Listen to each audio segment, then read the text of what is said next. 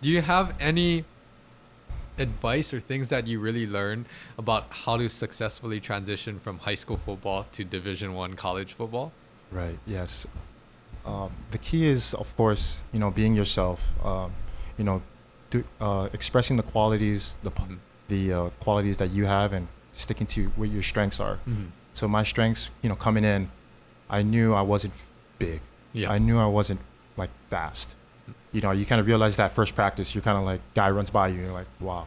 So Yeah. you're kind of like, the thing that would separate you from Mm-hmm. others, me being short, short athletes like me, I would say, the film, watching film, Mm-hmm. getting into extra film work, it's like class, it's like schoolwork where Mm-hmm. you got to do extra studying for a test. Mm-hmm. And so, uh, watching more film when I was a freshman and kind of asking players for help and, other players that were actually, I didn't think was NFL talent, that I was actually asking them for help. And Yeah. they're actually, you know, working with me one-on-one, watching film. And I kind of learned like, wow, Uh-huh. like from point A to point B, it's clear to me now, Yeah. instead of foggy where it's like when you come in as a freshman, you're kind of like, you see pulling guards and you're like, and Yeah. you're like, yeah, you kind of get paused, and so. And you probably think that they shouldn't be moving this fast. Right, And they're yes. moving this fast. Yes, Yeah. they're moving this fast. Yeah. By the time you like, boom, like you're getting hit. Yeah. And so Yeah. that's my advice for my athletes out there, that, just being a master at your game, Mhm. like intellectually, Yep. your IQ, Mhm. and then everything else will come after that, because you got athletic trainers there and professional help there that Yep. can help you build physically. Yep. Just, focus on your mental game, and I think that will get you over the edge. Yes.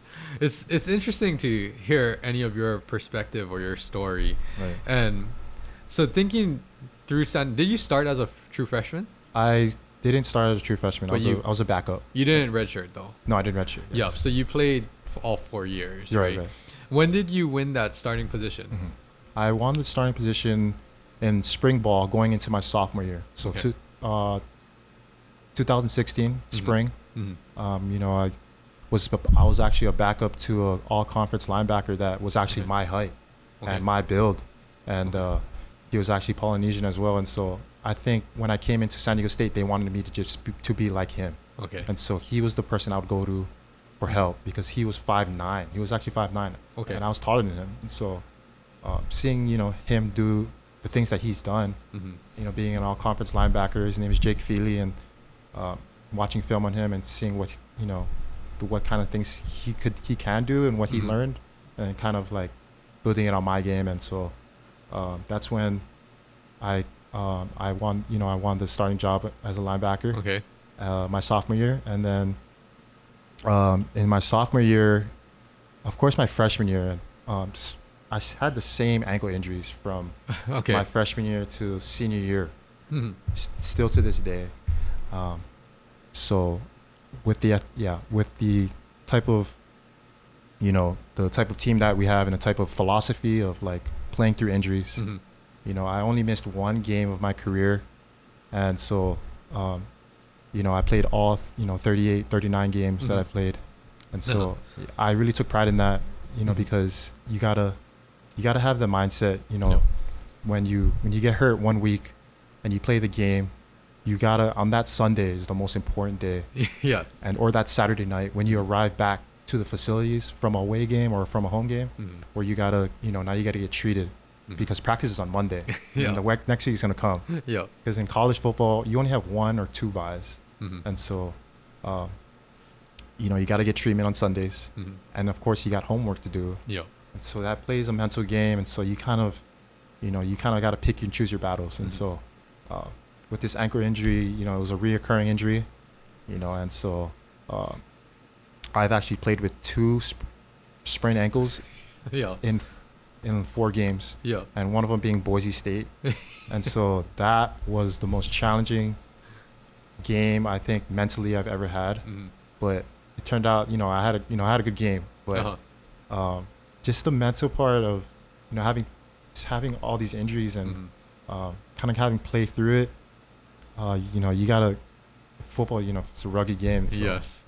you see others as well in the training room. So, later that see other people who were hurt from that same game, and you Mhm. kind of like that motivates you because your teammates are going to war for you. Yeah.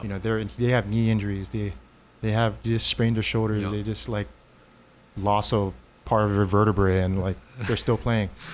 And Yeah. then, Yeah, there's definitely Yeah. a lot of, and I think you don't give yourself enough credit because just to win the starting position, that took years and years of hard work. Right. You know, it started from when you were at Punahou, Right. before you even knew that you were going to get recruited. Mhm. And I think just playing and being, as healthy as you could Mhm.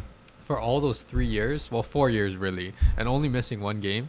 I mean, that says a lot. That says a lot about how you're going to do the right things to stay on the field, and even things like that, people don't see, the average person doesn't see this, whether it's college or Right. professional sports, like what happens after the game finishes to get you prepared for the For next next game. week, Yeah, yes. because it's a quick turnaround and it just flies by. It's like you don't have enough time to recover sometimes, but you got to figure out, okay, how am I going to make it so that I can actually play, whether that's against Boise State or whoever.